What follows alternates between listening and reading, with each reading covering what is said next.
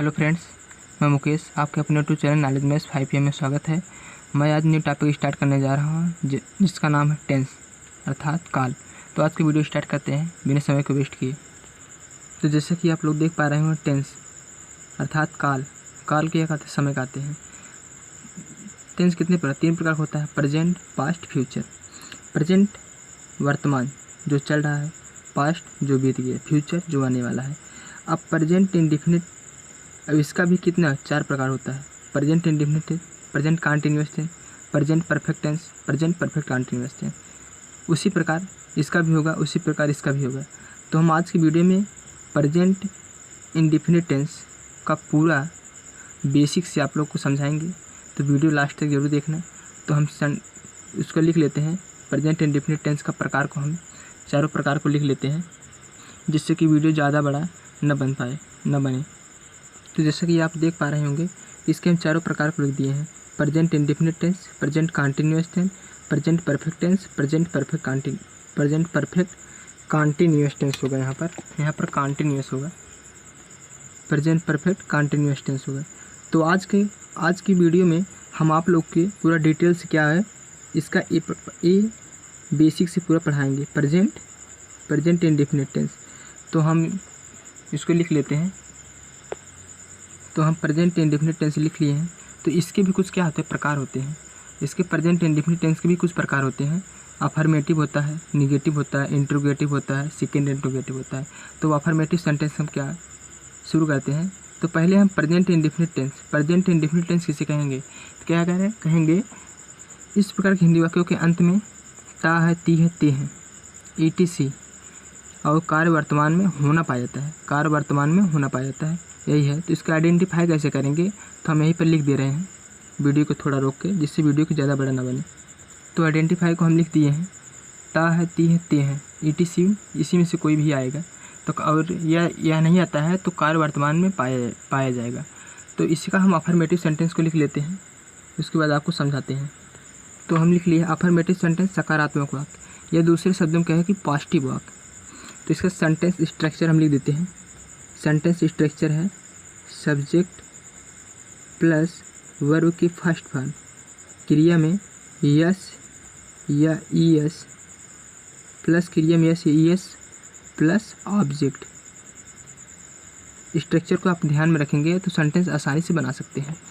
तो अब हमें पता होना चाहिए किस वर्ब के अंत में यस या ईएस का प्रयोग हुआ और किस वर्ब के अंत में यस या ईएस का प्रयोग नहीं होगा। तो हम इसके लिए लिख देते हैं, वीडियो को थोड़ा रोक के, जिससे वीडियो को ज़्यादा बड़ा ना बने। तो पुनः ध्यान देना, सब्जेक्ट, किस सब्जेक्ट के साथ क्रिया में यस या ईएस का प्रयोग होगा, किस सब्जेक्ट के साथ यस या ईएस का प्रयोग होगा, किसके साथ नहीं होगा। तो हम यहीं पर लिख दे रहे हैं, ही सी इट। एक वचन कर्ता के साथ क्रिया में यस या ईएस का प्रयोग होगा।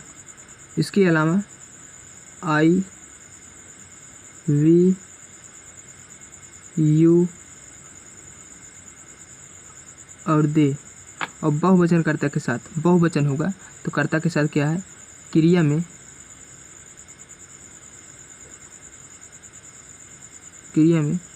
यस या ईएस का प्रयोग नहीं होगा।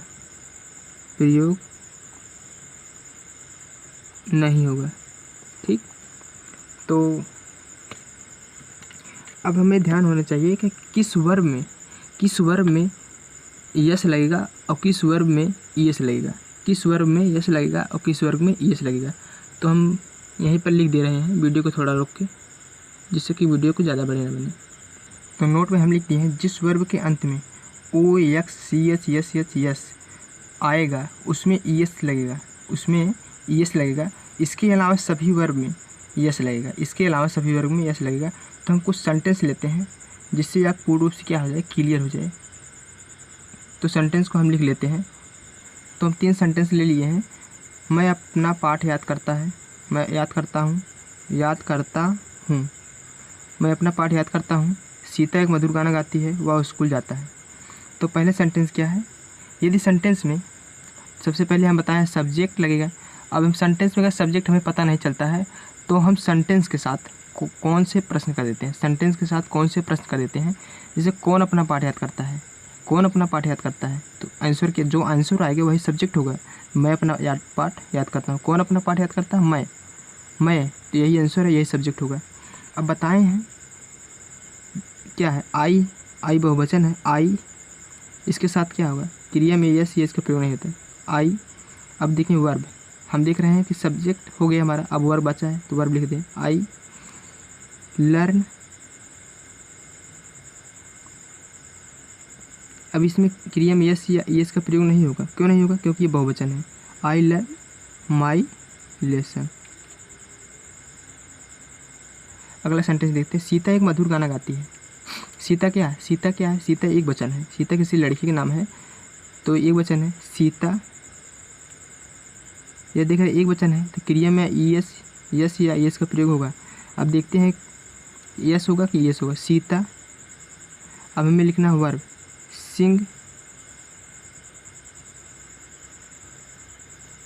सिंग्स आ स्वीट सॉन्ग, सीता सिंग्स आ स्वीट सॉन्ग। अब देख रहे हैं सीता में सिंग्स में वर्ब है, इसमें यस का प्रयोग होगा। क्यों यस का प्रयोग हुआ, क्योंकि इसमें देख रहे हैं O X C H E S में कोई नहीं आया है, इसलिए कि यस का प्रयोग होगा।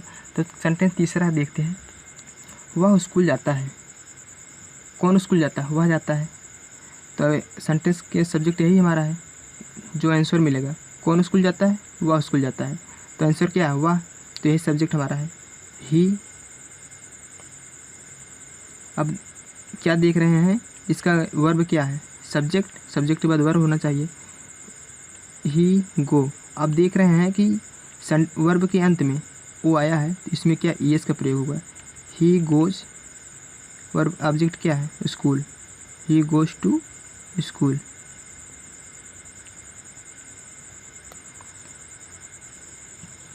यदि आप लोगों को कहीं पर समझ में नहीं आया है तो कमेंट बॉक्स में उसको पूछ सकते हैं। यदि अभी तक चैनल को सब्सक्राइब नहीं किया है तो चैनल को सब्सक्राइब कर लीजिए, बगल में बेल आइकन को प्रेस कर दीजिए, जिससे हर वीडियो का नोटिफिकेशन सबसे पहले आपको मिले। जो कि पार्ट 2 बनाएंगे तो सबसे पहले नोटिफिकेशन आपको मिले। तो इसका हम नेगेटिव सेंटेंस शुरू करते हैं। तो जैसे कि आप देख रहे हैं सेंटेंस स्ट्रक्चर हम लिख दिए हैं, सब्जेक्ट प्लस डू या डज प्लस वर्ब के फर्स्ट फॉर्म प्लस ऑब्जेक्ट। अब हमें पता होना चाहिए किस सब्जेक्ट के साथ डू का प्रयोग होगा और किस सब्जेक्ट के साथ क्या होगा, डज का प्रयोग होगा। तो हम इसे लिख देते हैं, ही सी और इट एक वचनकर्ता के साथ डच का प्रयोग होगा, आई वी यू दे। बहुवचनकर्ता के साथ क्या होगा, डू का प्रयोग होगा। ध्यान देना, ही सी इट और एक वचनकर्ता के साथ डच का प्रयोग होगा, आई वी यू दे बहुवचनकर्ता के साथ क्या डू का प्रयोग होगा। तो हम कुछ क्या है कि सेंटेंस लेते हैं जिससे आप पूर्ण रूप से क्या है क्लियर हो जाए। तो हम सेंटेंस को लिख लेते हैं। पुनः एक बार ध्यान देना, सेंटेंस स्ट्रक्चर में सब्जेक्ट प्लस डू या डज के बाद नॉट प्लस वर्ब के फर्स्ट फॉर्म प्लस ऑब्जेक्ट। यह गलती हो गई, उसके लिए हम सॉरी चाहते हैं। तो हम सेंटेंस को सॉल्व करते हैं। क्या है कि मैं अपना पाठ याद नहीं करता हूँ, सीता एक मधुर गाना नहीं गाती है, वह स्कूल नहीं जाता है। तो पहले सेंटेंस को हम लेते हैं। हम बता चुके हैं क्या आई क्या है, ये बहुवचन है, इसके साथ क्या होगा, बहुवचन है तो डू का प्रयोग होगा। तो आई डू, अब नेगेटिव है, हम बता चुके हैं डू या डज के बाद नॉट होगा, नॉट लिख दे रहे हैं, नॉट। वर्ब की फर्स्ट फॉर्म, वर्ब क्या है, याद करना, लर्न माई अपना पाठ, माई लेसन। दूसरे सेंटेंस में देखते हैं, सीता मधुर गाना नहीं गाती है। सीता, सीता एक वचन है। सीता डज, अब हम बताएं डू या डज के बाद नॉट होता है। नॉट वर्ब की फर्स्ट फॉर्म, वर्ब क्या है? गाना। सिंग आ स्वीट सॉन्ग। तीसरा सेंटेंस क्या है? वह स्कूल नहीं जाता है। और वह क्या है? हम बताएं ही सी इट क्या होता है? एक वचन होता है। He does not go to school. ध्यान देना कि निगेटिव सेंटेंस में क्रिया में यस या इस का प्रयोग नहीं होगा। ध्यान देना, निगेटिव सेंटेंस के क्रिया में यस या इसका प्रयोग नहीं होना, इसमें डू या डज का प्रयोग होता है। तो हम आपको बता चुके हैं किसके साथ डू लगेगा और किसके साथ डज लगेगा। तो इसी का तो प्रेजेंट इंडेफिनिट टेंस का इंट्रोगेटिव सेंटेंस को हम देखते हैं। तो हम लिख लेते हैं। तो इंट्रोगेटिव सेंटेंस प्रश्नसूचक वाक्य, तो इसका सेंटेंस स्ट्रक्चर लिख लेते हैं। तो इसमें कुछ नहीं करना है, डू या डज को सीधे हमें आगे कर देना है। डू या डज को आगे कर देना है। तो डू या does plus subject plus verb की first form plus object. Do या does plus subject plus verb की फर्स्ट फॉर्म प्लस ऑब्जेक्ट। अब तो आपको पता ही होगा किसके साथ डू लगेगा, किसके साथ डज लगेगा। तो हम इसी सेंटेंस को सॉल्व कर देते हैं। तो क्या है कि इंट्रोगेटिव सेंटेंस क्या होगा? प्रेजेंट इंडेफिनिट का आपका स्पष्ट हो जाएगा। तो हम सेंटेंस को ट्रांसलेट करते हैं। क्या है कि क्या मैं अपना पाठ याद करता हूँ? क्या सीता एक मधुर गाना गाती है? क्या वह स्कूल जाता है? तो हम कहे हैं, बताए हैं कि डू किसके साथ लगेगा, डज किसके साथ लगेगा। अब देख रहे हैं कि आई क्या है? बहुवचन, इसके साथ डू लगता है। तो डू आई, सब्जेक्ट हो गया आई। वर्ब क्या है हमारा? वर्ब हमारा क्या है? याद करना, लर्न। ऑब्जेक्ट क्या है? लेसन अर्थात पाठ, माई lesson. Do I learn my lesson, question word यहाँ पर होगा। तो अगला सेंटेंस देखते हैं। क्या सीता एक मधुर गाना गाती है? क्या सीता एक मधुर गाना गाती है? क्या सीता क्या है? सीता एक वचन है, इसलिए क्या डू का प्रयोग होगा। तो डू, इसी स्ट्रक्चर के हिसाब से हम चल रहे हैं। डू, सब्जेक्ट क्या है? सीता, सीता। अब क्या है इसमें? वर्ब क्या है? गाना, वर्ब गाना है। सिंग, ऑब्जेक्ट क्या है?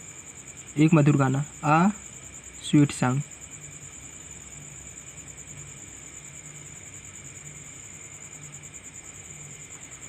अगला सेंटेंस देखते हैं।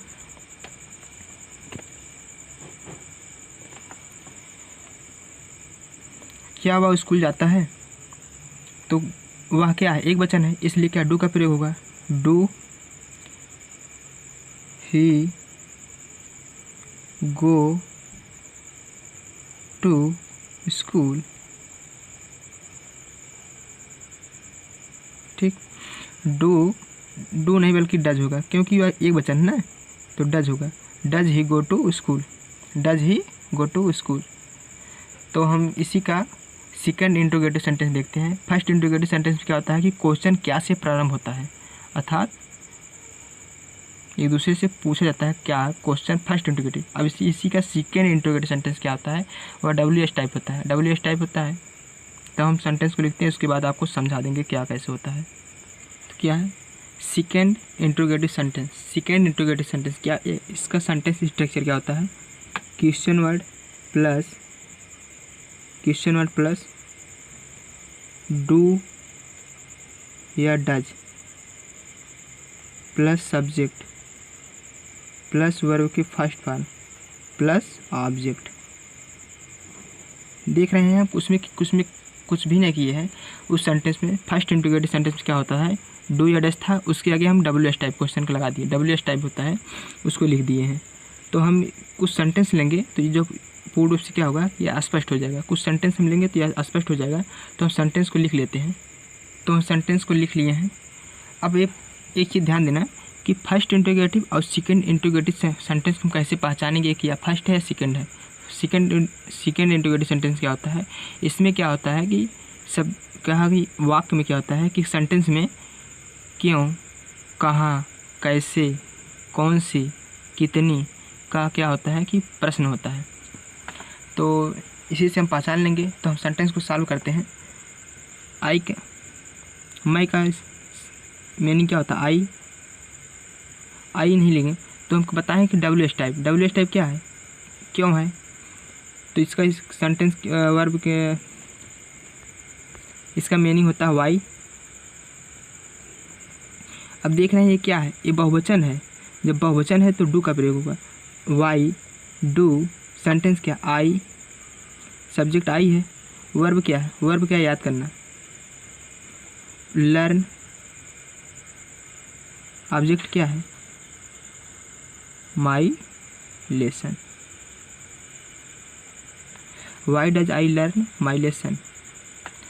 तो अगला सेंटेंस क्या है, वह यहाँ क्यों आती है। अब देख रहे हैं इसमें क्या WH टाइप क्या है, क्यों। पहले हम बताएं WH टाइप। इसी सेंटेंस में क्या है कि इस सेंटेंस स्ट्रक्चर पर हम सेंटेंस को सॉल्व कर रहे हैं। तो वाई, अब देख रहे हैं यह क्या एक वचन है, इसलिए क्या डज का प्रयोग होगा, वाई डज। अब देख रहे हैं यह क्या स्त्रीलिंग है, वह क्या है कि स्त्री है, तो सी का प्रयोग होगा, वाई डज सी कम। यहाँ की स्पेलिंग क्या होता है, here, come here. Why does she come here, वह यहाँ क्यों आती है। तुम कौन सी पुस्तक चाहते हो। इसमें कौन सी क्या है कि WH टाइप है, इसमें कौन सी WH आई। तो इस कौन सी का हम मीनिंग जानते हैं, विच।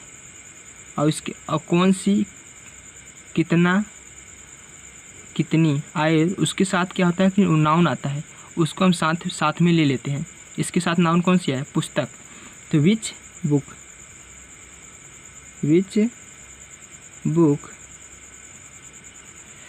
अब देख रहे हैं तुम क्या है, हम तो ये WH टाइप है विच बुक, और तुम क्या है कि तू सब्जेक्ट है। इसी के अनुसार क्या डू या डज लगेगा, तो ये बहुवचन है तो डू का प्रयोग होगा, do you. Which books do you, कुछ चाहना, want. Which books do you want. तो आज का वीडियो यहीं पर समाप्त करते हैं। यदि आपको कहीं भी कोई समस्या है तो कमेंट बॉक्स में आप उसको पूछ सकते हैं, जो कि हमें विश्वास है कि आप लोगों को पूर्ण से स्पष्ट हो गया होगा। यदि मेरा वीडियो आप लोग अच्छा लगे तो वीडियो को लाइक करें, चैनल को सब्सक्राइब करें, बगल में बेल आइकन को प्रेस करें, जिससे हर वीडियो को नोटिफिकेशन सबसे पहले आपको मिले। Thanks for watching this video.